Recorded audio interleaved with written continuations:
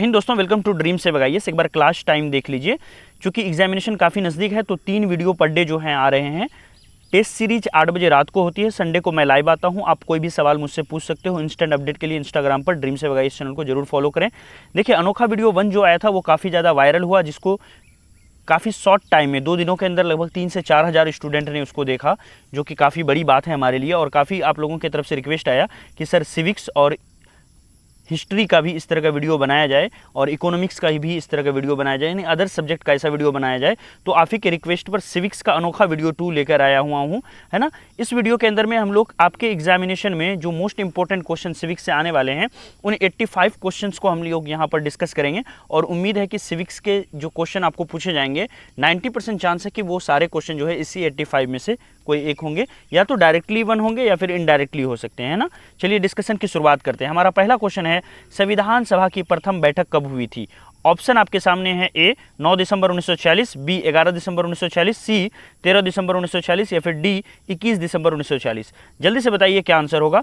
तो देखिए यहाँ पर जितने लोगों का आंसर ए आ रहा है 9 दिसंबर 1946, उनका बिल्कुल करेक्ट है, क्योंकि संविधान सभा की प्रथम बैठक जो है वो कब हुई थी? 9 दिसंबर 1946 को हुई थी। याद रखिएगा आप लोग। चलते हैं नेक्स्ट क्वेश्चन पर। नेक्स्ट क्वेश्चन हमारे सामने है, संविधान सभा के अस्थायी अध्यक्ष के रूप में किसे नियुक्त किया गया था? Option A doctor BN Rao, B doctor Sachchidanand Sinha, C doctor Bhimrao Ambedkar या फिर डी डॉक्टर राजेंद्र प्रसाद। तो देखिए, अगर आपसे पूछा जाए अस्थायी अध्यक्ष, तब तो आपका आंसर हो जाएगा बी डॉक्टर सच्चिदानंद सिन्हा। लेकिन आपको अगर पूछ लिया जाए अस्थायी अध्यक्ष कौन था, तो आंसर क्या होगा हमारा? डॉक्टर राजेंद्र प्रसाद होगा। याद रखिएगा। चलते हैं नेक्स्ट क्वेश्चन पर। नेक्स्ट क्वेश्चन आपके सामने है यहाँ पर।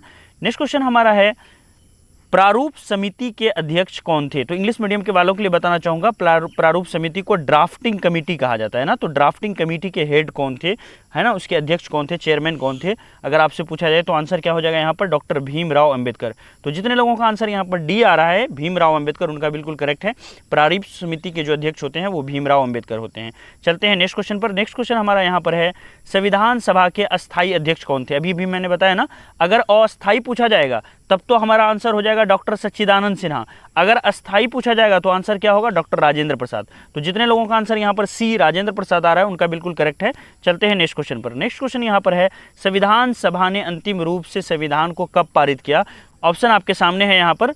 ए 26 जनवरी 1950, बी 15 अगस्त 1947, सी 2 अक्टूबर 1949 या फिर सी 26 नवंबर 1949। जल्दी से बताइए क्या आंसर होगा। पर आंसर आना शुरू हो गया है। जितने लोगों का आंसर ए 26 जनवरी 1950 आ रहा है उनका बिल्कुल करेक्ट है। संविधान सभा की अंतिम बैठक जो है वो 26 जनवरी 1950 को भी थी। याद रखिएगा। चलते हैं नेक्स्ट क्वेश्चन पर। नेक्स्ट क्वेश्चन आपके सामने रहा स्क्रीन पर यहाँ पर, भारतीय संविधान किस दिन से पूर्णतः लागू हुआ? ऑप्शन ए 26 नवंबर 1950, बी 26 नवंबर 1949, सी 26 अगस्त 1949 या फिर डी 26 जनवरी 1950। तो देखिए, भारतीय संविधान जो है पूर्णतः पूरी तरह से अच्छे रूप से जो है वो 26 जनवरी 1950 को लागू हुआ। तो याद रखिएगा कि संविधान सभा की अंतिम, यानी जो पूरी तरह से लागू किया गया था, इन्फोर्स किया गया था संविधान को, कॉन्स्टिट्यूशन को, वो 26 जनवरी 1950 को किया गया था। भारत कब गणतंत्र बना? तो देखिए, जब से संविधान लागू हुआ तब से गणतंत्र बना। तो संविधान कब से लागू हुआ? 26 जनवरी 1950 से लागू हुआ। तो हमारा जो भारत है वो गणतंत्र कब हुआ? 26 जनवरी 1950 को हुआ। चलते हैं नेक्स्ट क्वेश्चन पर। भारतीय संविधान के किस भाग को उसकी आत्मा की संज्ञा दी जाती है? तो देखिए, ऑप्शन है मूल अधिकार, बी संवैधानिक उपचारों का अधिकार, सी प्रस्तावना, डी संशोधन प्रक्रिया। तो जल्दी से बताइए भारतीय संविधान के किस भाग को आत्मा कहा जाता है? तो देखिए, यहाँ पर जितने लोगों का आंसर सी प्रस्तावना आ रहा है उनका बिल्कुल करेक्ट है। प्रस्तावना को जो है संविधान की आत्मा कहा जाता है। प्रस्तावना को इंग्लिश में देखिए क्या कहा जाता है? प्रियम्बल कहा जाता है। इंग्लिश मीडियम वालों के लिए प्रियम्बल। और इसको identity card of the constitution भी कहा जाता है। तो याद रखिएगा। चलते हैं नेक्स्ट क्वेश्चन पर। संविधान सभा ने राष्ट्रगान को कब स्वीकार किया? जल्दी से बताइए, संविधान सभा ने राष्ट्रगान को कब स्वीकार किया? ऑप्शन है 24 जनवरी 1950, 26 जनवरी 1950, 15 अगस्त 1947 या फिर 22 जुलाई 1950। संविधान सभा ने राष्ट्रगान को कब स्वीकार किया? तो देखिए, यहाँ पर जितने लोगों का आंसर आ रहा है ए 26 जनवरी 1950, उनका बिल्कुल करेक्ट है। संविधान सभा ने राष्ट्रगान को 26 जनवरी 1950 को लागू किया। चलते हैं नेक्स्ट क्वेश्चन पर। नेक्स्ट क्वेश्चन है हमारा, भारतीय नागरिक को प्राप्त मूल अधिकारों की संख्या कितनी है? तो देखिए, इनिशियली हमारा 7 था, जिसमें हमारा जो है एक था हमारा जिसको बोलते हैं संपत्ति का अधिकार, उसको क्या किया गया है, अब एक लीगल राइट बना दिया गया है फंडामेंटल राइट से हटा करके। तो अभी हमारे पास कितने मूल अधिकार हैं, कितने फंडामेंटल राइट हैं, 6 फंडामेंटल राइट हैं। पहला वाला फंडामेंटल है राइट टू इक्वालिटी, है ना। दूसरा वाला है राइट टू फ्रीडम। तीसरा वाला है राइट अगेंस्ट एक्सप्लॉयटेशन, है ना। चौथे नंबर पर है हमारा क्या, राइट फ्रीडम ऑफ रिलीजन, है ना। इसके अलावा 5वें नंबर पर हो गया कल्चरल एंड एजुकेशनल राइट। छठे नंबर पर हो गया हमारा राइट टू कॉन्स्टिट्यूशनल रेमेडीज। तो इस तरह से टोटल जो है 6 कॉन्स्टिट्यूशनल राइट हैं, याद रखिएगा इसको। चलते हैं नेक्स्ट क्वेश्चन पर। संपत्ति के अधिकार को किस संविधान संशोधन के द्वारा हटाया गया, तो 44वां संविधान संशोधन के द्वारा संपत्ति के अधिकार को हटाया गया। चलते हैं नेक्स्ट क्वेश्चन पर। मूल अधिकारों का रक्षक किसे कहा जाता है, तो देखिए सर्वोच्च न्यायालय और उच्च न्यायालय दोनों को मूल अधिकारों का रक्षक कहा जाता है, क्योंकि मूल अधिकार जब हमारे क्या होंगे, तोड़े जाएंगे, जब मूल अधिकार को हानि पहुंचाई जाएगी केंद्र सरकार या राज्य सरकार के द्वारा, तो हम लोग सर्वोच्च न्यायालय के पास भी जा सकते हैं और उच्च न्यायालय के पास भी जा सकते हैं। इस तरह से आंसर होगा सी, ए और बी दोनों। चलते हैं नेक्स्ट क्वेश्चन पर। निम्न में से किस अनुच्छेद के द्वारा 6 से 14 वर्ष तक के बच्चों के लिए शिक्षा का अधिकार मूल अधिकार माना गया है, तो आंसर क्या होगा हमारा सी, अनुच्छेद 21A। याद रखिएगा अनुच्छेद 21A के तहत 6 से 14 साल के बच्चे को, है ना, क्या किया गया है, निःशुल्क शिक्षा दिया गया है। चलते हैं नेक्स्ट क्वेश्चन पर। लोक कल्याणकारी राज्य की अवधारणा किसमें निहित है ना। फंडामेंटल राइट जिसको मौलिक अधिकार कहते हैं, मूल अधिकार कहते हैं। डीपीएसपी जिसको directive principle of state policy कहते हैं, है ना। मूल कर्तव्य जिसको फंडामेंटल ड्यूटीज कहा जाता है, या फिर सर्वोच्च न्यायालय जिसको सुप्रीम कोर्ट कहते हैं। जल्दी से बताइए क्या आंसर होगा। देखिए लोक कल्याणकारी राज्य की अवधारणा जो है वो राज्य के नीति निर्देशक तत्व के अंदर आता है, डीपीएसपी में आता है। चलते हैं नेक्स्ट क्वेश्चन पर। नेक्स्ट क्वेश्चन हमारे सामने है, संविधान का अनुच्छेद 40 राज्य को निर्देश देता है। ऑप्शन ए, समान कार्य के लिए समान वेतन निर्धारित करे, बी, पर्यावरण की रक्षा करे, सी, ग्राम पंचायतों का संगठन करे, या फिर डी, लोक कल्याणकारी राज्यों की स्थापना करे। जल्दी से बताइए अनुच्छेद 40 के अंतर्गत क्या है, ठीक है। तो देखिए यहाँ पर आंसर आना शुरू हो गया है। जितने लोगों का आंसर यहाँ पर आ रहा है सी, ग्राम पंचायतों का संगठन करना, उनका बिल्कुल करेक्ट है। अनुच्छेद 40 के तहत, है ना, संविधान जो है वो राज्य सरकार को ये निर्देश देती है कि राज्य सरकार जो है ग्राम पंचायत का संगठन बनाए, है ना। चलते हैं नेक्स्ट क्वेश्चन पर। ये रहा क्वेश्चन हमारा, संविधान में मूल कर्तव्यों को शामिल करने की प्रेरणा किस देश के संविधान से ली गई है। तो देखिए मूल कर्तव्य अगर आपको पूछा जाए तो आंसर क्या होगा, रूस होगा। अगर आपको पूछा जाए फंडामेंटल राइट या फिर मूल अधिकार, तो आंसर क्या हो जाएगा, आंसर होगा यूएसए, ठीक है। जर्मनी से क्या लिया गया है, जर्मनी से इमरजेंसी लिया गया है, ठीक है। चाइना से हमने कुछ नहीं लिया है। नेक्स्ट क्वेश्चन पर। नेक्स्ट क्वेश्चन है, संविधान में मूल कर्तव्यों की कुल संख्या कितनी है। तो संविधान में मूल कर्तव्य की संख्या कितनी है, ये आपसे पूछा गया है ना। मूल कर्तव्य मतलब हो गया फंडामेंटल ड्यूटीज। जल्दी से बताइए क्या आंसर होगा, फंडामेंटल ड्यूटीज की संख्या कितनी है। तो मुझे जहाँ तक याद है शायद 11 फंडामेंटल ड्यूटीज है ना। आप लोग एक बार जो है, अगर मुझे इनकरेक्ट होगा तो आप लोग करेक्ट कीजिएगा। क्या संविधान के अंदर मूल कर्तव्यों की संख्या कितनी है, 11 है, ठीक है। ओके, चलते हैं नेक्स्ट क्वेश्चन पर। नेक्स्ट क्वेश्चन है, संविधान में मूल कर्तव्यों को किस समिति की अनुशंसा के आधार पर शामिल किया गया है। तो यहाँ पर आपके ऑप्शन है ए, कर्ण सिंह कृपलानी समिति, स्वर्ण सिंह समिति, या फिर देवराज अर्थ समिति। याद रखिएगा संविधान में मूल कर्तव्यों को शामिल जो किया गया है वो किसकी अनुशंसा पर किया गया है, स्वर्ण सिंह समिति के अनुशंसा पर किया गया है।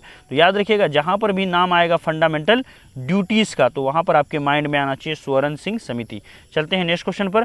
भारतीय संघ की शक्ति किसमें निहित है। ऑप्शन ए संसद, बी प्रधानमंत्री, सी राष्ट्रपति, डी मंत्रिमंडल। तो देखिए भारतीय शक्ति, भारतीय संघ यानी जो हमारा यूनियन ऑफ इंडिया है ना, इसका जो शक्ति है, इसका जो एग्जीक्यूटिव पावर है वो राष्ट्रपति के अंदर में निहित है, ठीक है। अगर आप कॉन्स्टिट्यूशन पढ़ोगे तो वहाँ पर है आर्टिकल 74, आर्टिकल 75, है ना। तो ये सारी चीज़ें जो है इनसे जुड़ी हुई है। चलते हैं नेक्स्ट क्वेश्चन पर। नेक्स्ट क्वेश्चन है, राष्ट्रपति के निर्वाचक मंडल में शामिल है।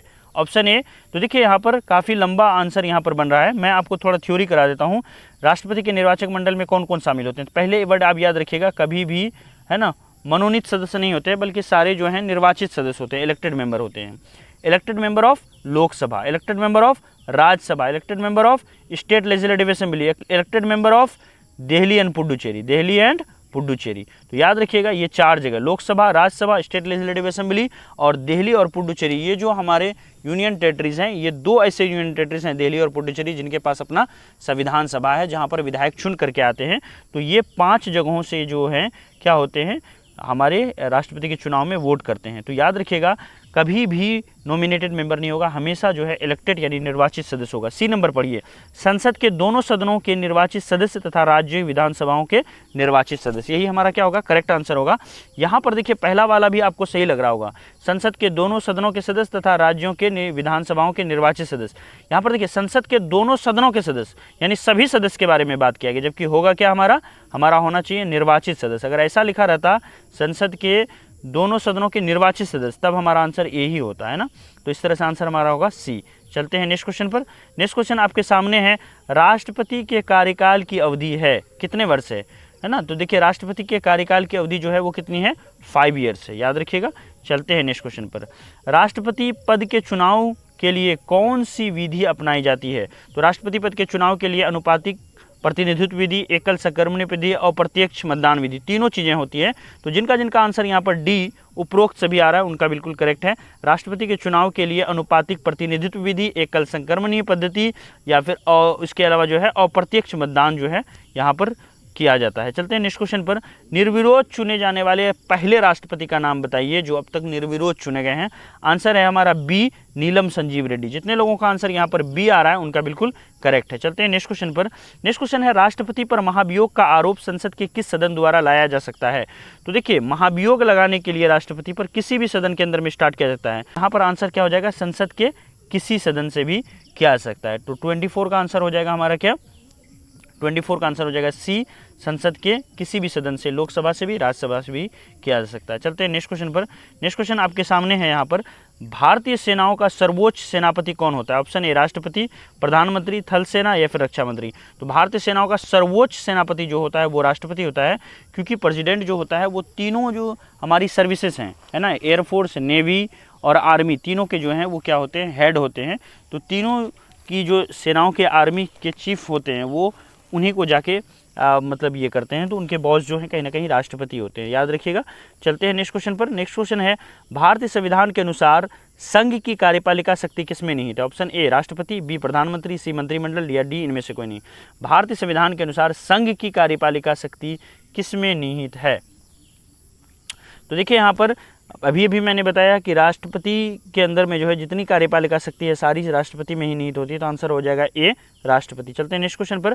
उपराष्ट्रपति के निर्वाचक मंडल में कौन शामिल है।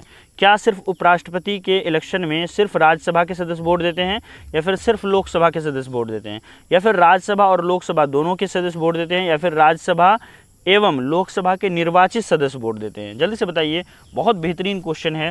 उपराष्ट्रपति के निर्वाचक मंडल में कौन शामिल होते हैं। तो देखिए यहाँ पर आंसर भी आना शुरू हो गया है। जितने लोगों का आंसर सी आ रहा है, राज्यसभा एवं लोकसभा के सदस्य, उनका बिल्कुल करेक्ट होगा। उपराष्ट्रपति के निर्वाचक मंडल में राज्यसभा एवं लोकसभा दोनों के जो हैं सदस्य वोट करते हैं। चलते हैं नेक्स्ट क्वेश्चन पर। यहाँ पर है, राष्ट्रपति राज्यसभा में कितने सदस्यों को मनोनीत करता है। तो देखिए राष्ट्रपति राज्यसभा के अंदर में 12 सदस्यों को मनोनीत करता है। जितने लोगों का आंसर ए आ रहा है उनका बिल्कुल करेक्ट है। चलते हैं नेक्स्ट क्वेश्चन पर। भारतीय संसद के ऊपरी सदन को क्या कहते हैं। देखिए संसद का 2 सदन होता है, एक होता है निम्न सदन, एक होता है उच्च सदन। उच्च सदन को कहा जाता है हमारा राज्यसभा, और जो निम्न सदन होता है उसको क्या कहते हैं, लोकसभा। तो यहाँ पर पूछा गया ऊपरी सदन को क्या कहते हैं, तो आंसर क्या हो जाएगा, आंख बंद करके यहाँ पर आंसर मारेंगे बी राज्यसभा। जितने लोगों का आंसर बी राज्यसभा है उनका बिल्कुल करेक्ट है। चलते हैं नेक्स्ट क्वेश्चन पर। प्रधानमंत्री की नियुक्ति कौन करता है। ऑप्शन ए राष्ट्रपति, बी उपराष्ट्रपति, सी लोकसभा अध्यक्ष, डी भारत का मुख्य न्यायाधीश। जल्दी से बताइए प्रधानमंत्री की नियुक्ति कौन करता है। तो देखिए प्रधानमंत्री की नियुक्ति जो है वो ए राष्ट्रपति करता है। जितने लोगों का आंसर ए है उनका बिल्कुल करेक्ट है। चलते हैं नेक्स्ट क्वेश्चन पर। यदि प्रधानमंत्री या कोई अन्य मंत्री सदन का कोई सदस्य नहीं है तो उसे पद पर बने रहने के लिए कितने दिनों के अंदर संसद का सदस्य बनना आवश्यक होगा। बेसिकली क्वेश्चन हमसे क्या पूछ रहा है, क्वेश्चन कह रहा है कि मान लीजिए कोई ऐसा सदस्य है जिसको मंत्री बनाया गया है, लेकिन वो कभी भी लोकसभा या राज्यसभा का आज तक सदस्य नहीं बना, अभी जीत कर नहीं आया हुआ है, तो बिना लोकसभा राज्यसभा के सदस्य रहे भी है ना कैबिनेट के अंदर में या फिर सरकार के अंदर में मिनिस्टर रह सकता है वो। तो बताइए कितने महीने तक वो मिनिस्टर रह सकता है, कितने महीने के अंदर उनको इलेक्शन जीत करके या फिर दोनों सदनों में से किसी एक सदन का सदस्य बन के उनको आना पड़ेगा। तो आंसर यहाँ पर क्या हो जाएगा, देखिए आंसर आना शुरू हो गया है, बहुत बेहतरीन। जितने लोगों का आंसर यहाँ पर बी 6 माह आ रहा है उनका बिल्कुल करेक्ट है। चलते हैं नेक्स्ट क्वेश्चन के अंदर। मंत्रिपरिषद सामूहिक रूप से किसके प्रति उत्तरदायी होता है। तो याद रखिएगा, अगर आप संविधान पढ़ोगे तो वहाँ पर एक आर्टिकल है, आर्टिकल 75, उसमें लिखा हुआ है council of minister shall be collectively responsible to the Lok Sabha, यानी जितने भी सारे काउंसिल ऑफ मिनिस्टर हैं वो सब के सब जो हैं लोकसभा के प्रति उत्तरदायी हैं। तो यहाँ पर आप सीधा सीधा बता दीजिए आंसर क्या हो जाएगा। जितने लोगों का आंसर ए लोकसभा आ रहा है उनका बिल्कुल करेक्ट है, क्योंकि काउंसिल ऑफ मिनिस्टर या फिर मंत्री परिषद सामूहिक रूप से जो है वो लोकसभा के प्रति ही जिम्मेवार होते हैं। चलते हैं नेक्स्ट क्वेश्चन पर। नेक्स्ट क्वेश्चन है लोकसभा के अधिकतम सदस्य संख्या हो सकती है। तो लोकसभा में मैक्सिमम सदस्य की संख्या कितनी हो सकती है, फटाफट बताइए। तो देखिए यहाँ पर 542, 545, 550, 552, काफ़ी इजी क्वेश्चन है। जितने लोगों का आंसर यहाँ पर बी 552 आ रहा है उनका बिल्कुल करेक्ट है। लोकसभा की अधिकतम सदस्य संख्या जो है वो 552 है। और नेक्स्ट क्वेश्चन है हमारा राज्यसभा की अधिकतम सदस्य संख्या है। तो राज्यसभा की अधिकतम सदस्य संख्या कितनी है ये आपसे पूछा गया है। ऑप्शन आपके सामने है, फटाफट बताइए क्या आंसर हो जाएगा।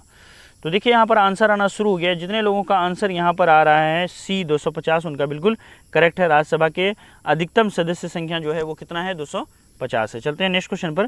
नेक्स्ट क्वेश्चन है किसी विधेयक को धन विधेयक के रूप में कौन प्रमाणित करता है। मान लीजिए कोई विधेयक है, उसको धन विधेयक के रूप में कौन प्रमाणित करता है, धन विधेयक के रूप में। जल्दी से बताइए क्या आंसर होगा।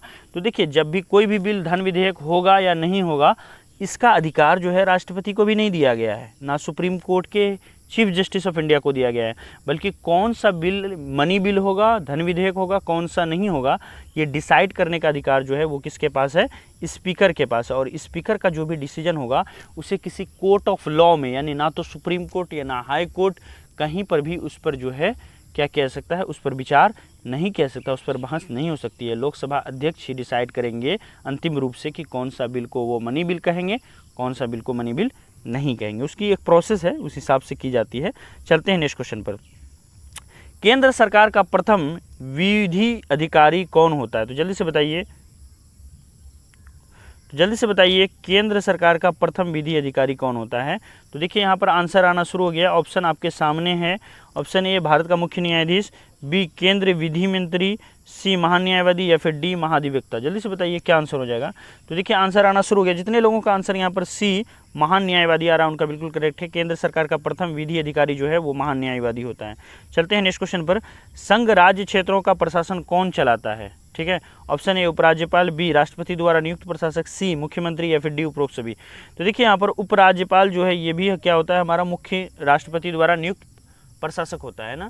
तो देखिए यहाँ पर जितने लोगों का आंसर आ रहा है बी राष्ट्रपति द्वारा नियुक्त प्रशासक, हो सकता है कि वो उपराज्यपाल को दे या किसी दूसरे प्रशासक को चुन ले। तो मेनली यहाँ पर कंसेप्ट रखना है कि राष्ट्रपति द्वारा चुना हुआ, नियुक्त किया हुआ ये प्रशासक जो है वो क्या करता है, संघ राज्य क्षेत्र यानी यूनियन टेरिटरीज के अंदर में रूल करता है। ठीक है, चलते हैं नेक्स्ट क्वेश्चन पर। नेक्स्ट क्वेश्चन है हमारा भारत के प्रथम राष्ट्रपति थे। Option A doctor Bhimrao Ambedkar, B doctor Rajendra Prasad, C Mahatma Gandhi, D Pandit Jawaharlal Nehru. तो भारत के प्रथम राष्ट्रपति कौन थे ये आपसे पूछा गया है। तो देखिए भारत के प्रथम राष्ट्रपति जो है डॉक्टर राजेंद्र प्रसाद थे, हम लोग सभी जानते हैं, काफ़ी इजी क्वेश्चन है। चलते हैं नेक्स्ट क्वेश्चन पर। स्वतंत्र भारत के पहले भारतीय गवर्नर जनरल थे। तो स्वतंत्र भारत के, अगर आपको पूछा जाए प्रथम भारतीय गवर्नर जनरल, अगर पूछा जाए यहाँ पर एक वर्ड लगा रहे कि इंडियन गवर्नर जनरल यानी भारतीय गवर्नर जनरल, तब तो हमारा आंसर क्या हो जाएगा, चक्रवर्ती गोपालचारी या फिर सी राजगोपालचारी होगा। ठीक है, सी राजगोपालचारी होगा।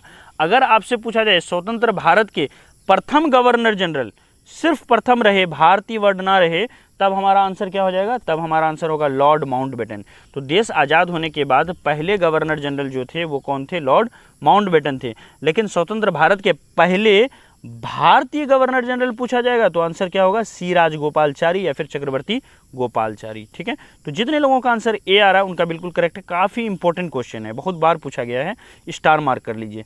चलते हैं नेक्स्ट क्वेश्चन पर। स्वतंत्र भारत के प्रथम प्रधानमंत्री थे, बहुत इजी क्वेश्चन है, पंडित जवाहरलाल नेहरू। चलते हैं नेक्स्ट क्वेश्चन पर। राष्ट्रपति द्वारा लोकसभा तथा राज्यसभा में मनोनीत किए गए है ना सदस्यों की संख्या क्या होगी। तो देखिए राष्ट्रपति द्वारा लोकसभा और राज्यसभा में, पहले लिखा है हमको लोकसभा, याद रखिए यहाँ पर पहला वर्ड दिया हुआ है लोकसभा और दूसरा दिया हुआ है राज्यसभा। तो लोकसभा के अंदर में होता है कितना, 2 है ना, और राज्यसभा में कितना होता है, 12। तो हो जाएगा हमारा आंसर बी 2 12। जितने लोग 12 और 2 दे रहे हैं उनका बिल्कुल करेक्ट है। यहाँ पर लोकसभा पहले और राज्यसभा बाद में लिखा है, तो यानी लोकसभा का पहला वाला हो गया लोकसभा का यानी 2 सदस्य और राज्यसभा का कितना हो गया 12 सदस्य। एक बहुत अच्छी बात आपको बताता हूँ, शायद आपको पता होगी या नहीं भी हो सकती है। देखिए अब इस तरह के सवाल आपको नहीं पूछे जाएंगे, कारण मैं बता रहा हूँ।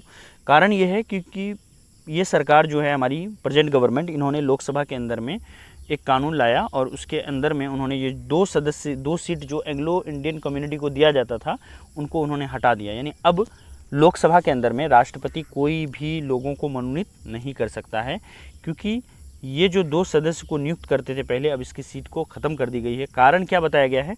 कारण बताया गया है कि एंग्लो इंडियन कम्युनिटी के जो लोग हैं उसकी संख्या काफ़ी कम है और ये 2 जो सीट है वो उसको रिप्रेजेंट नहीं कर रही है, या 1 सीट के रिप्रेजेंटेशन के बराबर भी उनकी जनसंख्या नहीं है। ठीक है, तो इसीलिए ये सीट जो है उनके लिए रिजर्व अब ना रखा जाए। तो यहाँ पर देखिए काफ़ी साइलेंट न्यूज़ था, मुझे भी नहीं पता चला। जब मैंने एक बार कहीं पर देखा क्वेश्चंस के अंदर में और वहाँ पर मेरा आंसर रॉन्ग हो गया, तब मैंने गूगल सर्च किया, तब मुझे ये बात पता चली, है ना। तो याद रखिएगा, अब लोकसभा के अंदर में कोई भी जो सदस्य हैं वो क्या है हमारे वहाँ पर जो है लोकसभा के अंदर में अब निर्वाचित मनोनीत सदस्य नहीं हो सकते। राष्ट्रपति को अब वहाँ पर हक नहीं है किसी को वहाँ पर डालने का। ठीक है, चलते हैं नेक्स्ट क्वेश्चन पर। लोकसभा एवं राज्यसभा के 2 अधिवेशनों के बीच अधिकतम कितनी समय होनी चाहिए? तो देखिए 2 अधिवेशन के बीच कम से कम जो है 6 महीने का समय होना चाहिए। जितने लोगों का आंसर यहाँ पर आ रहा है 42 का सी, 42 का सी, उनका बिल्कुल करेक्ट है। चलते हैं नेक्स्ट क्वेश्चन की तरफ। नेक्स्ट क्वेश्चन आपके सामने है। नेक्स्ट क्वेश्चन से पहले देख लीजिए, कोरोना वायरस से लेकर के काफ़ी चांस है कि करंट अफेयर्स पूछा जाएगा। जैसे कोरोना वायरस के समय में कौन कौन से ऐप चलाए गए थे, कौन कौन सी योजनाएं चली गई थी, तो इस वीडियो के अंदर मैं सारी चीज़ें बताया है, डिस्क्रिप्शन में लिंक दे दूंगा वहाँ। चलते हैं नेक्स्ट क्वेश्चन पर। राज्य की कार्यपालिका का प्रमुख कौन होता है ना? राज्य का कार्यपालिका का प्रमुख कौन होता है? तो देखिए राज्य के अंदर में गवर्नर ही सब कुछ होता है। ठीक है, तो यहाँ पर देखिए या तो लिखा हुआ राज्यपाल या गवर्नर, तो जितने लोगों का आंसर यहाँ पर बी राज्यपाल आ रहा है उनका बिल्कुल करेक्ट है। राज्य की है ना प्रणाली का प्रमुख जो हेड होता है वो राज्यपाल होता है। ठीक है, चलते हैं नेक्स्ट क्वेश्चन पर। नेक्स्ट क्वेश्चन है, संविधान के अनुसार लोकसभा के सदस्यों की अधिकतम संख्या कितनी है? तो संविधान के अनुसार लोकसभा के सदस्यों की अधिकतम संख्या कितनी है? लोकसभा के सदस्यों की अधिकतम संख्या, जल्दी से बताइए क्या आंसर होगा। देखिए आंसर आना शुरू हो गया। जितने लोगों का आंसर यहाँ पर आ रहा है बी ए 500, उनका बिल्कुल करेक्ट है। लोकसभा संविधान के अनुसार लोकसभा के सदस्यों के अंतिम यानी सदस्य जो है ना, जो अधिकतम सदस्य हैं वो 500 ही हैं। 2 सदस्य इसमें ऐड किए गए थे एंग्लो इंडियन कम्युनिटी के, तो पहले फिर बाद में बन रहे थे 252। अगर आपसे पूछा जाता था कि लोकसभा में अधिकतम सीटों की संख्या कितनी है तो आंसर क्या होता 252। लेकिन अगर पूछा जाए संविधान के अनुसार कितना है तो आंसर क्या होगा 500। संविधान में सिर्फ 500 ही लिखा हुआ है और ये 2 मेंबर जो हैं इसको बाद में एंग्लो इंडियन का जोड़ा गया था। चलते हैं नेक्स्ट क्वेश्चन पर। वर्तमान में भारत में कुल कितने राज्यों में विधान परिषदें विद्यमान है? तो याद रखिएगा विधान परिषद यानी पूछा जा रहा है आपको, यानी आपको पूछा जा रहा है स्टेट लेजिस्लेटिव काउंसिल कितने राज्यों में है। देखिए आपको यहाँ पर एग्जैक्ट नंबर भी नहीं याद रखना, मैं एक बहुत अच्छी ट्रिक बता देता हूँ कि कैसे आप इसको याद रख सकते हो, किन राज्यों में विधान परिषद है किस में नहीं है। तो देखिए इसका ट्रिक है हमारा एट कुंभ। क्या ट्रिक है हमारा? एट कुंभ। ठीक है, KUMB, एट कुंभ। तो देखिए यहाँ पर ए से हमारा हो जाता है क्या? ए से हो जाता है हमारा आंध्र प्रदेश। क्या होता है? आंध्र प्रदेश। टी से होता है हमारा तेलंगाना। ठीक है, अब के से हो गया हमारा कर्नाटका। यू से हो गया हमारा यूपी उत्तर प्रदेश। एम से हो गया हमारा महाराष्ट्र, है ना, महाराष्ट्र। और बी से हमारा हो गया क्या? हमारा प्यारा बिहार। ठीक है, तो इस तरह से याद रखिएगा एट कुंभ। आंध्र प्रदेश, तेलंगाना, कर्नाटका, उत्तर प्रदेश, महाराष्ट्र और बिहार, ये जो टोटल 4, 2, 6 हो गए, ये 6 के 6 जो हैं यहाँ पर क्या है हमारा, ये 6 के 6 में हमारा जो है क्या है विधान परिषद यानी स्टेट लेजिस्लेटिव काउंसिल है। तो इस तरह से आंसर 45 का हो जाएगा हमारा डी। जितने लोगों का डी आंसर है उनका बिल्कुल करेक्ट है। नेक्स्ट क्वेश्चन पर चलते हैं। राज्य का मंत्रिमंडल सामूहिक रूप से किसके प्रति उत्तरदायी होता है? तो राज्य का मंत्रिमंडल सामूहिक रूप से जो है किसके प्रति होगा? विधानसभा के प्रति होगा, जिस हाउस का वो मेंबर है उसके प्रति। चलते हैं नेक्स्ट क्वेश्चन पर। विधानसभा के वर्ष में कम से कम कितने अधिवेशन होने अनिवार्य हैं? तो देखिए विधानसभा के वर्ष में अधिकतम कितना जो है अधिवेशन होना चाहिए ये लिखा हुआ अनिवार्य है ना। तो देखिए यहाँ पर आंसर आना हो गया। जितने लोगों का आंसर यहाँ पर ए 2 लिखा हुआ उनका बिल्कुल करेक्ट है ना, यानी 1 साल में 2 बार जो है उनको कराना ही होगा। चलते हैं नेक्स्ट क्वेश्चन पर। ठीक है, तो देखिए यहाँ पर क्या लिखा हुआ है, विधानसभा के वर्ष में से कम कितने अधिवेशन होने अनिवार्य हैं? तो 2 अधिवेशन होना अनिवार्य है। चलते हैं नेक्स्ट क्वेश्चन पर। किस राज्य में विधानसभा सदस्यों की संख्या सर्वाधिक है? तो उत्तर प्रदेश के अंदर में विधानसभा सदस्यों की संख्या जो है सबसे सर्वाधिक है। चलते हैं नेक्स्ट क्वेश्चन पर। जम्मू कश्मीर राज्य को किस अनुच्छेद के अंतर्गत विशेष दर्जा मिला था? तो काफ़ी इजी क्वेश्चन है। 370 आर्टिकल 370 के तहत जम्मू कश्मीर राज्य को विशेष राज्य का दर्जा मिला था। चलते हैं नेक्स्ट क्वेश्चन पर। भारत का नियंत्रक एवं महालेखा परीक्षक यानी जिसको बोलेंगे हम लोग क्या, CAG, comptroller and auditor general of India, ये जो कैग है ये किसके द्वारा नियुक्त किया जाता है? देखिए इस तरह की जितनी नियुक्ति होती है, कैग हो, अटॉर्नी जनरल हो, इन सब की नियुक्ति जो है वो कौन करता है? इन सब की नियुक्ति जो है वो राष्ट्रपति करता है। तो याद रखिएगा भारत में जितने भी बड़े ऊंचे पोस्ट हैं उन सब की नियुक्ति जो है वो राष्ट्रपति ही करता है। चलते हैं नेक्स्ट क्वेश्चन पर। नेक्स्ट क्वेश्चन है भारत का उच्चतम न्यायालय कहाँ अवस्थित है? भारत का उच्चतम न्यायालय जो है वो कहाँ पर है, ये सवाल पूछा गया है। ठीक है, तो देखिए यहाँ पर आंसर आना शुरू हो गया है, जिसका आंसर यहाँ पर ए नई दिल्ली आ रहा है, उनका बिल्कुल करेक्ट है। भारत का उच्चतम न्यायालय जो है वो नई दिल्ली के अंदर में है। चलते हैं नेक्स्ट क्वेश्चन पर। नेक्स्ट क्वेश्चन है भारत के सर्वोच्च न्यायालय में न्यायाधीशों की संख्या कितनी है? तो देखिए भारत के सुप्रीम कोर्ट में पूछा गया है, तो सुप्रीम कोर्ट में न्यायाधीशों की संख्या जो है वो कितनी है?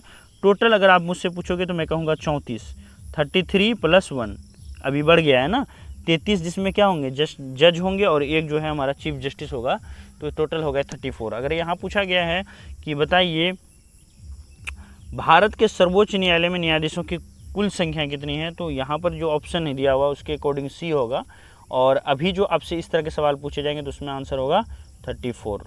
ठीक है, चलते हैं नेक्स्ट क्वेश्चन पर, है ना। 34 कैसे होगा? 33 हमारा होगा, प्लस में 1 होगा चीफ जस्टिस। नेक्स्ट क्वेश्चन पर चलते हैं। सर्वोच्च न्यायालय के मुख्य न्यायाधीश की नियुक्ति कौन करता है? तो देखिए चीफ जस्टिस ऑफ इंडिया की मुख्य नियुक्ति जो है वो राष्ट्रपति के द्वारा की जाती है। तो जितने लोगों का आंसर 53 का यहाँ पर बी आ रहा है उनका बिल्कुल करेक्ट है। ओके, चलते हैं नेक्स्ट क्वेश्चन की ओर। नेक्स्ट क्वेश्चन हमारा यहाँ पर है उच्चतम न्यायालय के न्यायाधीशों का कार्यकाल कितना होता है? तो बेसिकली पूछा जा रहा है सुप्रीम कोर्ट के जो जज होते हैं उनका कार्यकाल जो है कितने वर्षों का होता है? 5 वर्ष, 7 वर्ष, है ना, या फिर राष्ट्रपति के क्या प्रसाद प्रयत्न पर रहेंगे, या फिर 65 वर्ष की आयु होने पर। तो देखिए उच्चतम न्यायालय के न्यायाधीशों का कार्यकाल जो है वो 65 वर्ष की आयु तक होता है, कोई उसमें फिक्स नहीं रहता कि 5-7 साल के बाद वो बदल जाएंगे।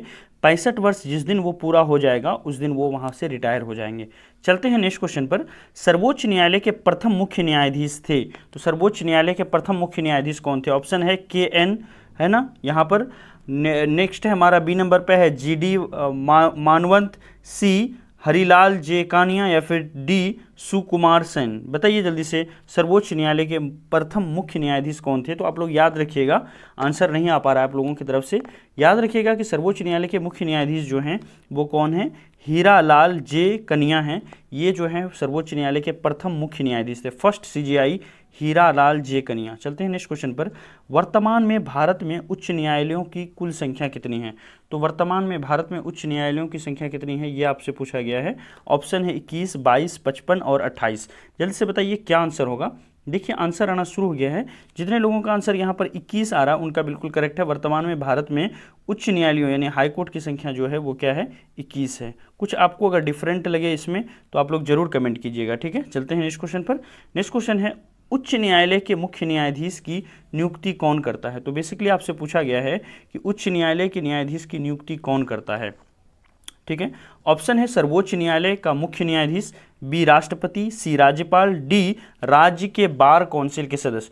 तो हाई कोर्ट के अंदर में जो chief justice of high court होते हैं उसकी नियुक्ति कौन करता है ये पूछा गया है। तो देखिए आंसर आना शुरू हो गया है। जितने लोगों का आंसर यहाँ पर बी राष्ट्रपति आ रहा है उनका बिल्कुल करेक्ट है।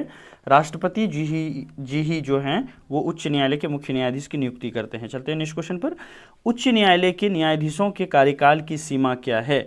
तो उच्च न्यायालय के यानी हाई कोर्ट के जो जज होते हैं वो 62 वर्ष की आयु में रिटायर हो जाते हैं। तो अपनी उम्र के 62 वर्ष पूरे होने तक वो हाई कोर्ट का जज बना रह सकता है। जैसे ही 62 वर्ष पूरा होगा वहाँ से वो रिटायर हो जाएंगे। जबकि यही सीमा सुप्रीम कोर्ट के अंदर कितनी है? 65 वर्ष है। सुप्रीम कोर्ट के जज जो हैं वो 65 वर्ष तक काम कर सकेंगे। चलते हैं नेक्स्ट क्वेश्चन पर। नेक्स्ट क्वेश्चन है निम्नलिखित में से किस उच्च न्यायालय यानी हाई कोर्ट की आधिकारिकता सर्वाधिक क्षेत्रों पर है? कौन सा ऐसा हाई कोर्ट है जिसका क्षेत्र जो है वो काफ़ी बड़ा है? ये पूछा गया। Option A Calcutta, Mumbai, Guwahati, Madras. जल्दी से बताइए क्या आंसर होगा। तो देखिए आंसर आना शुरू हो गया। जितने लोगों का आंसर यहाँ पर सी आ रहा है गुवाहाटी, उनका बिल्कुल करेक्ट है। गुवाहाटी के जो हाई कोर्ट हैं उनका आधिकारिक क्षेत्र जो है काफ़ी बड़ा है। चलते हैं नेक्स्ट क्वेश्चन पर। किस उच्च न्यायालय में सर्वाधिक संख्या में न्यायाधीश कार्य करते हैं? तो कौन सा ऐसा हाई कोर्ट है जहां पर न्यायाधीशों की संख्या काफ़ी ज़्यादा है?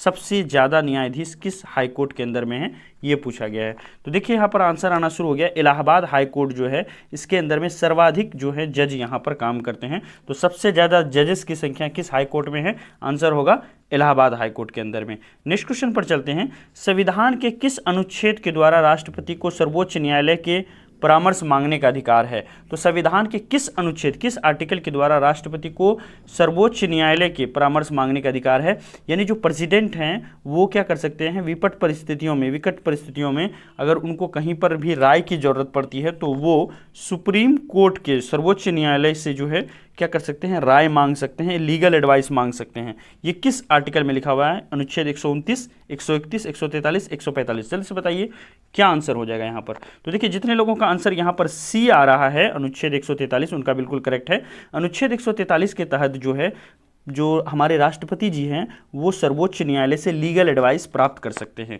चलते हैं नेक्स्ट क्वेश्चन पर। निम्नलिखित में से किस केंद्र शासित प्रदेश का अपना उच्च न्यायालय नहीं है? यहाँ पर 4 ऑप्शन दिया हुआ है, इसमें कोई एक ऐसा केंद्र शासित प्रदेश है जिनके पास अपना उच्च न्यायालय है। यहाँ पर सवाल पूछा जा रहा है किस केंद्र शासित प्रदेश का अपना उच्च न्यायालय है? तो ऑप्शन ए है लक्षद्वीप, बी दमन और दीव, सी पुदुचेरी, डी उपरोक्त सभी। जल्दी से बताइए कौन सा ऐसा केंद्र शासित प्रदेश है जिसके पास अपना उच्च न्यायालय है? तो देखिए आंसर आना शुरू हो गया। जितने लोगों का आंसर यहाँ पर आ रहा है डी, उपरोक्त में से कोई नहीं, उनका बिल्कुल करेक्ट है ना। ये देखिए लक्षद्वीप, पुडुचेरी और दमन और दीव, ये तीनों में से किसी के पास भी अपना जो है हाई कोर्ट नहीं है। तो जितने लोगों का आंसर डी है उनका बिल्कुल करेक्ट है। चलते हैं नेक्स्ट क्वेश्चन पर।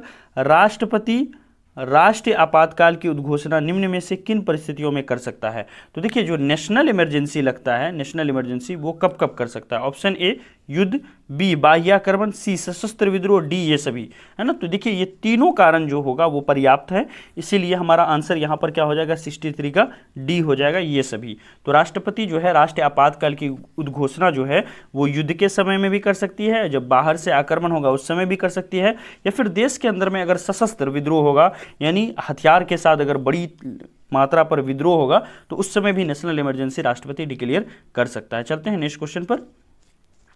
क्वेश्चन आपके लिए जूम कर रहा हूं। ओके, नेक्स्ट क्वेश्चन पर आते हैं। भारत में अब तक कितनी बार राष्ट्रीय आपातकाल की घोषणा की जा चुकी है? ऑप्शन है 2 बार, 3 बार, 4 बार या 1 बार भी नहीं। जल्दी से बताइए अब तक भारत के अंदर में राष्ट्रीय आपातकाल यानी नेशनल इमरजेंसी कितनी बार लग चुका है? तो देखिए यहां पर आंसर आना शुरू हो गया है। जितने लोगों का आंसर यहाँ पर आ रहा है बी, उनका बिल्कुल करेक्ट है ना, कि भारत के अंदर में अब तक जो है 3 बार आपातकाल लग चुका है। ठीक है, चलते हैं नेक्स्ट क्वेश्चन पर। नेक्स्ट क्वेश्चन है भारत में राष्ट्रपति किस अनुच्छेद के अंतर्गत देश में राष्ट्रीय आपातकाल की घोषणा करता है? तो भारत में राष्ट्रपति जो है किस अनुच्छेद के तहत देश में राष्ट्रीय आपातकाल की घोषणा करता है? ठीक है, देखिए राष्ट्रीय आपातकाल जो है वो जो इमरजेंसी है उसमें 3 तरह के आर्टिकल हैं, 352 हैं, 356 हैं और 360 हैं। तो 352 जो है ये हमारा नेशनल इमरजेंसी से रिलेटेड है।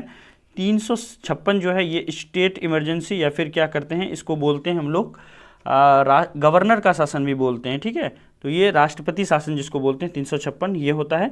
360 होता है हमारा आपातकाल वाली सिचुएशन, मतलब फाइनेंशियल इसको आप इमरजेंसी कह सकते हो, यानी वित्तीय आपातकाल जब देश के अंदर में आता है, पैसे की कमी हो जाती है, फाइनेंस की कमी होती है, तब उस समय 360 का यूज किया जाता है। तो हमसे पूछा गया है राष्ट्रीय आपातकाल की घोषणा कब की, कौन से आर्टिकल के तहत की जाती है? तो आंसर होगा अनुच्छेद 352। 356 में हमारा होगा राष्ट्रपति का रूल, जिसको बोलते हैं राष्ट्रपति रूल। जब हमारे स्टेट के अंदर क्या होती है, रूल अच्छे से नहीं चलती है या फिर वहाँ पर जो नंबर होंगे वो कम हो जाते हैं, वहाँ पर मेजोरिटी खो देती है मुख्यमंत्री, तो उस स्थिति में राष्ट्रपति शासन लागू करके वहाँ के गवर्नर को चार्ज दे दिया जाता है। 360 में होता है आपातकाल। अगर आपसे पूछा जाए कि वित्तीय आपातकाल 360 का कभी यूज किया गया है क्या अब तक, तो अब तक भारत के अंदर में वित्तीय आपातकाल नहीं लगा है, ये याद रखिएगा। चलते हैं नेक्स्ट क्वेश्चन पर। नेक्स्ट क्वेश्चन है संविधान के किस अनुच्छेद के आधार पर राज्यों में संवैधानिक तंत्र की विफलता पर राष्ट्रपति शासन लगाया जा सकता है? तो ये कह रहा है कि अगर राज्य के अंदर में संवैधानिक तंत्र जो है विफल हो जाए, अभी मैंने कहा ना कि राज्य में अगर संवैधानिक तंत्र विफल होता है, अगर मान लीजिए वहां पर मेजोरिटी नहीं रहती है या रूल्स के अगेंस्ट स्टेट गवर्नमेंट रूल करता है स्टेट के अंदर में, तो उस सिचुएशन में, इन सभी सिचुएशन में आर्टिकल 356 का इस्तेमाल किया जा सकता है। तो यहाँ पर 66 का जितने लोग आंसर दे रहे हैं 356 उनका बिल्कुल करेक्ट है। अच्छा, एक और चीज़ बताना चाहूँगा जो आप लोगों को नहीं पता होगा। आपको पता होगा कि 352 होता है, 356 होता है और 360 होता है। जी नहीं, एक और आर्टिकल होता है जिसका नाम है 365, है ना। ये 365 स्पेशल आर्टिकल है। इसके तहत जो है, जो केंद्र सरकार है वो क्या करता है, राष्ट्रपति शासन लगा सकता है स्टेट के अंदर में। अगर मान लीजिए केंद्र सरकार की बात को स्टेट गवर्नमेंट नहीं मानती है, रूल्स के अगेंस्ट जाती है, इन सब सिचुएशन के अंदर में जहाँ पर कि लगे कि दूसरे देशों के साथ रिश्ता ख़राब कर रही है, ठीक है, या फिर मान लीजिए एक रोड़ा अटका रही है, तो उस सिचुएशन में जो है क्या होगा, आर्टिकल 365 का यूज किया जाता है और वहाँ से स्टेट मिशनरी को उखाड़ फेंका जाता है और गवर्नर को शासन दे दिया जाता है। ठीक है, तो 352, 356, 360 और 365 होगा। ये 356, 365 कैसे अलग है? 356 हो गया मान लीजिए जब वो अपनी मेजोरिटी को खो देता है, लेकिन 365 में जो अच्छी अच्छी योजनाएं हैं सरकार की वो उसको लागू नहीं कर रहा है, या फिर जो देश हित में है उसके खिलाफ काम कर रहा है, तो इन सब सिचुएशन में 365 का, या फिर बार बार किसी योजना को लागू करवाना है स्टेट के अंदर में और स्टेट गवर्नमेंट नहीं कर रही है ना, तो इन सब सिचुएशन में जब वो रूल्स के बिल्कुल अगेंस्ट चल रही है तो इन सब सिचुएशन में 365 में उस पर आपातकाल लगाया जा सकता है। चलते हैं नेक्स्ट क्वेश्चन पर। तो यहाँ पर आंसर हमारा हो गया था बी, अनुच्छेद 356 के तहत। नेक्स्ट क्वेश्चन है हमारा, राज्यों में राष्ट्रपति शासन की अधिकतम अवधि है। राज्य में राष्ट्रपति शासन जो है अधिकतम कितने वर्ष तक लगाया जा सकता है, ये आपसे पूछा गया है। ऑप्शन है 2 माह, 6 वर्ष, 1 वर्ष, 3 वर्ष। जल्दी से बताइए क्या आंसर होगा। देखिए यहाँ पर आंसर आना शुरू हो, जितने लोगों का आंसर यहाँ पर आ रहा है डी, 3 वर्ष, उनका बिल्कुल करेक्ट है। अधिकतम राज्य के अंदर में जो है क्या होता है, 3 वर्ष तक जो है राष्ट्रपति शासन लगाया जा सकता है। उसके बाद वहाँ पर चुनाव करवाना जरूरी हो जाएगा। ठीक है, तो डायरेक्ट 3 वर्ष नहीं होता है, बल्कि इसको जो है एक्सटेंड किया जाता है पार्ट बाय पार्ट, थोड़ा थोड़ा करके, है ना। चलते हैं नेक्स्ट क्वेश्चन पर। नेक्स्ट क्वेश्चन है, संविधान के किस अनुच्छेद के आधार पर देश में वित्त आपात की घोषणा की जा सकती है। तो संविधान के किस अनुच्छेद के आधार पर देश के अंदर में वित्त आपातकाल की घोषणा की। अभी मैंने बताया 352, 356 और 360 के बारे में। ये 360 जो है वित्त आपातकाल है, फाइनेंशियल इमरजेंसी है। तो जितने लोगों का आंसर सी, अनुच्छेद 360 आ रहा है, उनका बिल्कुल करेक्ट है। चलते हैं नेक्स्ट क्वेश्चन पर। नेक्स्ट क्वेश्चन है हमारा यहाँ पर, संसद द्वारा अनुमोदन के बाद किसी राज्य में राष्ट्रपति शासन एक बार में कितने समय तक के लिए लगाया जा सकता है। तो देखिए, जब अगर संसद अलाउ कर दे तो किसी राज्य में अगर राष्ट्रपति शासन लगाया जाएगा तो एक बार में कितनी अवधि तक रह सकता है, 2 माह, 3 माह, 6 माह या फिर 1 वर्ष। जल्दी से बताइए क्या आंसर होगा। तो देखिए यहाँ पर आंसर आना शुरू हो गया है। अधिकतम राष्ट्रपति शासन जो है 6 माह तक ही रह सकता है। 6 माह के बाद फिर से उसको वहाँ पर क्या करना पड़ेगा, पास करना पड़ेगा। चलते हैं नेक्स्ट क्वेश्चन पर। राज्य में राष्ट्रपति शासन लगाने की स्थिति में कितने दिनों के अंदर उसकी संसद से स्वीकृति आवश्यक है।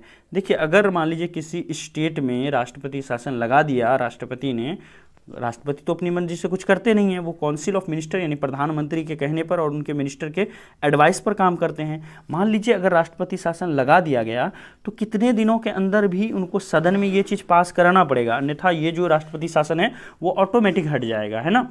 तो बताइए क्या आंसर होगा। तो देखिए यहाँ पर आंसर क्या हो जाएगा हमारा, 60 दिन।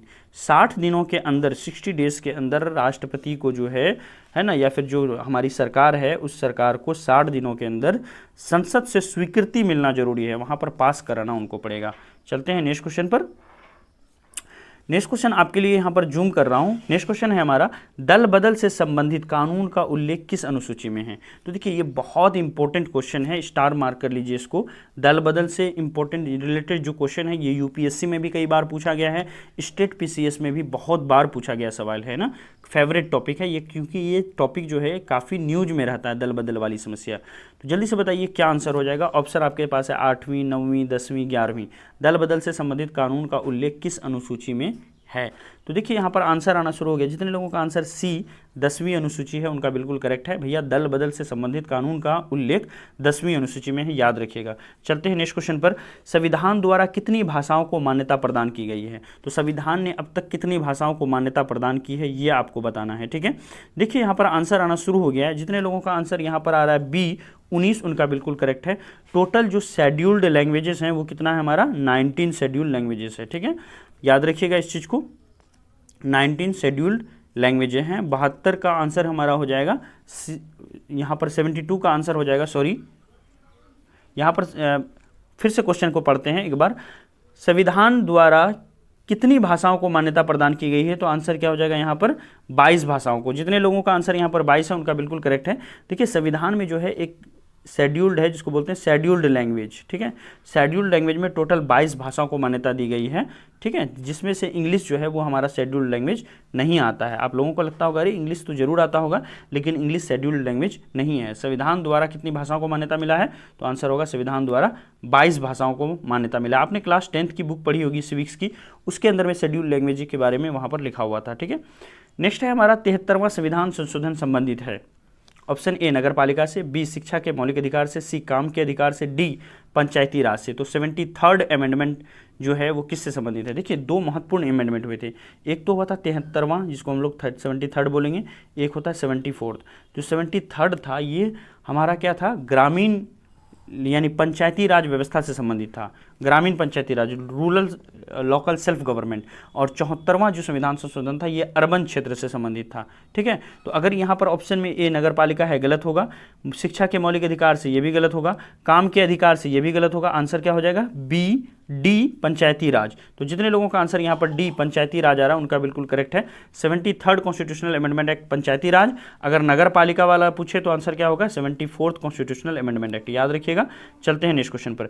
वित्त आयोग के गठन का प्रावधान किस अनुच्छेद में है? तो भाई फाइनेंस कमीशन की हर बार नियुक्ति होती है ना, तो अभी कौन सा फाइनेंस कमीशन चल रहा है? 15th फाइनेंस कमीशन की अनुशंसा चल रही है ना। तो जल्दी से बताइए वित्त आयोग के गठन का प्रावधान किस अनुच्छेद में है? ऑप्शन 280, 270, 380, 180। जल्दी से बताइए क्या आंसर होगा। तो देखिए यहाँ पर आंसर आना शुरू हो गया है। जितने लोगों का आंसर यहाँ पर आ रहा है 280 उनका बिल्कुल करेक्ट है। वित्त आयोग के गठन की अनुशंसा जो है वो अनुच्छेद 280 में है। याद रखिएगा फाइनेंस कमीशन काफ़ी इंपॉर्टेंट क्वेश्चन है, पूछा जाता है। स्टार मार्क कर लीजिए आप लोग, है ना, जितने स्टार लगाना है लगा लीजिए। वित्त आयोग के गठन का प्रावधान जो है अनुच्छेद 280 के तहत किया जाता है। चलते हैं नेक्स्ट क्वेश्चन पर। नेक्स्ट क्वेश्चन है निम्नलिखित में से योजना आयोग का पदेन अध्यक्ष कौन होता है? भैया योजना आयोग का अभी तो क्लास में पढ़ाया था मैंने, जब पंचवर्षीय योजना पढ़ाया था, जहाँ मैंने नीति आयोग वर्सेस योजना आयोग इंपॉर्टेंट वीडियो बनी हुई है, आप डिस्क्रिप्शन में देख सकते हो, लिंक नीचे दे दूंगा, है ना, या फिर प्लेलिस्ट में जाकर के देख लो, या ग्रुप में किसी से मांग लो, वो आपको लिंक शेयर कर देंगे, है ना। योजना आयोग नीति आयोग बहुत अच्छे से पढ़ाया है। जिन्होंने नहीं पढ़ा है प्लीज़ डिस्क्रिप्शन में ढूंढ लो, शायद मिल जाए आपको। नहीं मिले तो ड्रीम सेवक आईएएस चैनल पर जाओ, या फिर लिखो ऊपर में योजना आयोग ड्रीम सेवक आईएएस, है ना, या फिर नीति आयोग, उसके साथ चैनल का नाम लिखो, फर्स्ट वीडियो मिल जाएगी आपको, ठीक है। तो बताइए यहाँ पर निम्न में से योजना आयोग का पदेन अध्यक्ष कौन होता है? तो पदेन अध्यक्ष कौन होता था यहाँ पर? आंसर हो जाएगा बी प्रधानमंत्री। अभी जो नीति आयोग बना हुआ है इसके भी पदेन अध्यक्ष कौन होते हैं? प्रधानमंत्री ही होते हैं, याद रखिएगा इसको। नेक्स्ट क्वेश्चन पर चलते हैं। अच्छा एक सवाल मैंने पूछा था कम्युनिटी टेप के अंदर में, अंतर्राज्य परिषद का पदेन अध्यक्ष कौन होता है? आश्चर्य है 90% लोगों ने गलत आंसर दिया। 90% लोगों ने इस आंसर को इसको जो है प्रेसिडेंट घोषित कर दिया कि राष्ट्रपति अंतर्राज्य परिषद का पदेन अध्यक्ष होता है। भैया राष्ट्रपति को जो हमारा अंतर्राज्य है, इंटर स्टेट काउंसिल है, उससे कोई मतलब नहीं है, ठीक है। यहाँ पर सीधा सीधा आंसर क्या होगा? प्रधानमंत्री होगा। प्राइम मिनिस्टर जो है इंटर स्टेट काउंसिल यानी अंतर्राज्य परिषद का अध्यक्ष होता है। सोच लो अगर ये सवाल पूछ लिया तो 80% हमारे ग्रुप के बच्चे गलत करके आएंगे, है ना। तो इस बात को ध्यान में रखिएगा, अंतर्राज्य परिषद का पदेन अध्यक्ष प्रधानमंत्री होता है। प्रधानमंत्री और किस किस चीज़ का पदेन अध्यक्ष होता है ये याद करके जाइएगा, पूछा जाता है, ठीक है। भारत में प्रथम योजना आयोग का गठन कब किया गया था? भारत में पहली योजना आयोग का गठन कब किया गया था? मैंने भारत में योजना आयोग का गठन कब हुआ था ये पूछा गया आपसे, मैंने क्लास के अंदर में करवाया है। जल्दी से बताइए क्या आंसर होगा। देखिए आंसर आना शुरू, जितने लोगों का आंसर यहाँ पर आ रहा है बी 15 मार्च 1950 उनका बिल्कुल करेक्ट है। योजना आयोग का गठन 15 मार्च 1950 को हुआ था। आई होप कि ऐसा क्वेश्चन अब नहीं पूछा जाएगा। राष्ट्रीय विकास परिषद की स्थापना कब की गई थी? राष्ट्रीय विकास परिषद एनडीसी का क्या काम होता है बताइए तो, कोई बताइए कमेंट में। देखिए जो पंचवर्षीय योजना को योजना आयोग तैयार करती है उस पर ठप्पा लगाने का, मुहर लगाने का काम किसका होता है? उस पर ठप्पा लगाने का काम इसी एनडीसी का होता है, नेशनल डेवलपमेंट काउंसिल का। जो बताइए एनडीसी की स्थापना जो है वो कब की गई थी? एनडीसी की स्थापना जो है 1952 में की गई थी। चलते हैं नेक्स्ट क्वेश्चन पर। नेक्स्ट क्वेश्चन है भाषा के आधार पर गठित भारत का पहला राज्य कौन सा है? वो स्टेट का नाम बता दीजिए जो भाषा के आधार पर पहला स्टेट बना है ना, उस स्टेट का नाम बता दीजिए। ऑप्शन आपके सामने नीचे दिया हुआ है, मद्रास, महाराष्ट्र, आंध्र प्रदेश, पश्चिम बंगाल। भाषा के आधार पर गठित भारत का पहला राज्य कौन सा हो जाएगा? तो देखिए यहाँ पर आंसर आना शुरू हुए। जितने जितने लोगों का आंसर यहाँ पर सी आंध्र प्रदेश आ रहा है उनका बिल्कुल करेक्ट है। भैया जन्म गुटी की तरह इसको गुट लीजिए कि भाषा के आधार पर सबसे पहला राज्य जो बना था वो कौन था, एपी था हमारा, आंध्र प्रदेश था। ठीक है, चलते हैं नेक्स्ट क्वेश्चन पर। ठीक है, नेक्स्ट क्वेश्चन हमारे सामने है, थोड़ा जूम कर लेता हूं आपके लिए क्लियरली दिखाई पड़ जाए। ओके, बहुत बेहतरीन क्वेश्चन है, जितने स्टार मारने हैं मार लो। बलवंत राय मेहता समिति का गठन किया गया था, बताइए बलवंत राय मेहता समिति का गठन किस लिए किया गया था। बीपीएससी यूपीएससी का फेवरेट क्वेश्चन है, स्टेट पीसीएस का फेवरेट क्वेश्चन, एसएससी का फेवरेट क्वेश्चन। बलवंत राय मेहता समिति का गठन कब किया गया था, फटाफट बता दीजिए। आंसर आना शुरू हो गया। जितने लोगों का आंसर यहाँ पर ए आ रहा है, पंचायती राज व्यवस्था, उनका बिल्कुल करेक्ट है। बलवंत राय मेहता समिति का गठन जो है ये पंचायती राज व्यवस्था से है। ठीक है, चलते हैं नेक्स्ट क्वेश्चन पर। भारत में सर्वप्रथम 2 अक्टूबर 1959 को पंचायती राज व्यवस्था का शुभारंभ किया गया था। ये कहाँ से किया गया था, तो भारत में पंचायती राज व्यवस्था का डेट तो बिल्कुल याद नहीं रखिएगा, मैं रिकमेंड नहीं करूँगा, बस ये याद रखना है कि पंचवर्षीय योजना की शुरुआत जो है वो कहाँ से की गई थी। ठीक है, सॉरी, यहाँ पर क्वेश्चन हमें कह रहा है कि भारत में सर्वप्रथम 2 अक्टूबर 1959 को पंचायती राज व्यवस्था का शुभारंभ कहाँ से किया गया था, तो वो स्टेट का नाम बताइए जहाँ से पंचायती राज व्यवस्था की शुरुआत हुई थी। ऑप्शन ए नागौर राजस्थान, थोड़ा और जूम कर लेते हैं क्लियरली दिखेगा, है ना, नागौर राजस्थान, है ना, राजमुद्रा आंध्र प्रदेश, सी सीतामढ़ी बिहार यानी अलीगढ़ और उत्तर प्रदेश। जल्दी से बताइए क्या आंसर होगा। तो देखिए यहाँ पर आंसर आना शुरू हो गया। जितने लोगों का आंसर बहुत बढ़िया है, यहाँ पर जितने लोगों का आंसर ए नागौर राजस्थान आ रहा है उनका बिल्कुल करेक्ट है भैया। राजस्थान से ही पंचायती राज की शुरुआत हुई थी, पंचायती राज व्यवस्था की। ठीक है, चलते हैं नेक्स्ट क्वेश्चन पर। स्वतंत्र भारत में प्रथम निर्वाचन आयोग थे, तो भैया जब इंडिया आज़ाद हुई थी तो पहले निर्वाचक आयोग कौन बने थे, निर्वाचन आयोग, इलेक्शन कमीशन ऑफ इंडिया कौन बने थे। ठीक है, ऑप्शन जीवी मावलंकर, सुकुमार सेन, टी स्वामीनाथन या फिर टी.एन. शेषन। जल्दी से बताइए पहले इलेक्शन कमीशन ऑफ इंडिया कौन थे, प्रथम निर्वाचन आयुक्त कौन थे भारत के आज़ादी के जस्ट बाद, स्वतंत्र भारत के प्रथम निर्वाचन आयुक्त।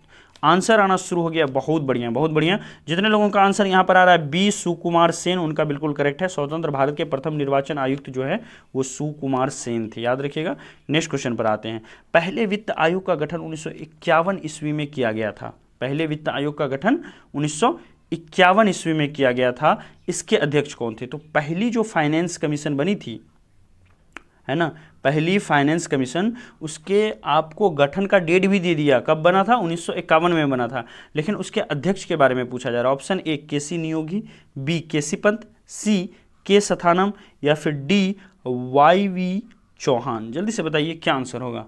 आंसर आना शुरू हो गया। जितने लोगों का आंसर यहाँ पर ए केसी नियोगी आ रहा है उनका बिल्कुल करेक्ट है। पहले वित्त आयोग का गठन जो है 1951 में केसी नियोगी के द्वारा किया गया है। चलते हैं नेक्स्ट क्वेश्चन पर। नेक्स्ट क्वेश्चन है पंचायतों के चुनाव हेतु निर्णय लेने का अधिकार किसे प्राप्त है। पंचायत का अगर चुनाव कराना है इसका निर्णय कौन लेगा। ऑप्शन ए राज्य सरकार, बी केंद्र सरकार। ना तो राज्य सरकार ना तो केंद्र सरकार, कट, है ना, बिल्कुल नहीं करेगा। ग्राम पंचायत तो बिल्कुल भी नहीं करेगा। तो पंचायतों के चुनाव हेतु निर्णय लेने का अधिकार जो है वो किसका होता है, वो चुनाव आयोग का होता है। 83 का आंसर हमारा क्या हो जाएगा यहाँ पर, 83 का आंसर हो जाएगा हमारा सी चुनाव आयोग। चुनाव आयोग ही क्या करते हैं, पंचायतों के चुनाव करवाते हैं। ठीक है, अच्छा एक बात बता दीजिए, क्या पंचायतों के चुनाव जो हैं वो इलेक्शन कमीशन ऑफ इंडिया कराती है, बताइए कमेंट में बताइए आप मुझे, है ना। क्या पंचायतों के चुनाव जो हैं वो इलेक्शन कमीशन ऑफ इंडिया कराती है, यानी central state election commission of India कराती है या फिर स्टेट की इलेक्शन कमीशन एजेंसी कराती है। तो आंसर क्या हो जाएगा, स्टेट की इलेक्शन कमीशन एजेंसी जो है वो पंचायत चुनाव कराती है। ठीक है, नेक्स्ट क्वेश्चन पर आते हैं। सरकारिया आयोग का संबंध है, बहुत इंपॉर्टेंट क्वेश्चन है, जितने स्टार मार लो। सरकारिया कमीशन या फिर सरकारिया आयोग का संबंध है किससे। ऑप्शन ए केंद्र राज्य संबंध से, नदी पानी बंटवारे से, सूचना के अधिकार से या फिर लाभ के पद संबंधी विवाद से। सरकारिया कमीशन का संबंध किससे है, बहुत इंपॉर्टेंट क्वेश्चन है ना, ये एकदम रस भरा क्वेश्चन है। ठीक है, जल्दी से बताइए क्या आंसर होगा। जितने लोगों का आंसर यहाँ पर आ रहा है सेंटर स्टेट रिलेशन, केंद्र राज्य संबंध, उनका बिल्कुल करेक्ट होगा। भैया याद रखिएगा सरकारिया कमीशन का जो संबंध है वो केंद्र राज्य संबंध से है। ठीक है, केंद्र राज्य यानी सेंटर स्टेट रिलेशन के बारे में स्टडी किसने किया था, सरकारिया कमीशन ने किया था। नेक्स्ट क्वेश्चन पर आते हैं और ये हमारा लास्ट क्वेश्चन है। संसद द्वारा देश में सूचना पाने का अधिकार संबंधी विधेयक कब पारित किया गया। तो आपको मेनली पूछा जा रहा है सूचना का अधिकार कब पारित किया गया। तो याद रखिएगा इस सूचना का अधिकार 2005 में पारित किया गया। इतना अगर याद होता तो डायरेक्ट यही हमारा आंसर सही हो जाता। जून जुलाई याद करने की जरूरत नहीं है। ठीक है, जून है ना, 2005 में पारित किया गया था। ठीक है, और ऐसा कभी पूछ नहीं सकता है कि जुलाई 2005, जुलाई 2000 जो है अगस्त 2005, ऐसा नहीं पूछा जाएगा आपसे। बस इतना याद रखना है कि 2005 में जो हमारा सूचना का अधिकार है वो पास किया गया था। ठीक है, तो आप बताइए किस तरह से आपको ये लेक्चर लगा, अनोखा वीडियो 2। क्या इस तरह के वीडियो और लाया जाए हिस्ट्री के अंदर में, आपके इकोनॉमिक्स के अंदर में, कंप्यूटर के अंदर में, और जितने सारे सब्जेक्ट्स बच गए हैं उनके अंदर क्या इसी तरह के और वीडियो लाए गए हैं? देखिए, बहुत सारे बच्चे पूछते हैं सर पेडागोजी का जो है ना बहुत दिनों से आपने नहीं करवाया। बिल्कुल सही, मैं एक्सेप्ट करता हूँ कि पेडागोजी के क्वेश्चन काफ़ी दिनों से नहीं हुए हैं, लेकिन वो भी लाइन में लगे हुए हैं। थोड़ी सी और मैं हिस्ट्री करा देता हूँ, और एक वीडियो आ जाएगी आपकी किसके ऊपर, कंप्यूटर के ऊपर। ठीक है, इसके बाद जो है ना फिर पेडागोजी को धरेंगे, फिर अगले 5-7 दिन तक जो है ना पेडागोजी के करेंगे क्वेश्चन, लगभग 500 क्वेश्चन उसको करेंगे। ठीक है, तो चैप्टर वाइज पेडागोजी के 100 क्वेश्चन करेंगे, तो पेडागोजी में भी आपका कंसेप्ट क्लियर हो जाएगा। तो वीडियो कैसा लगा जरूर बताएं। इंस्टेंट अपडेट के इसको इंस्टाग्राम पर जाकर के जरूर फॉलो कर लें, और नए हैं तो सब्सक्राइब कर लें। ठीक है, thank you so much, have a nice day.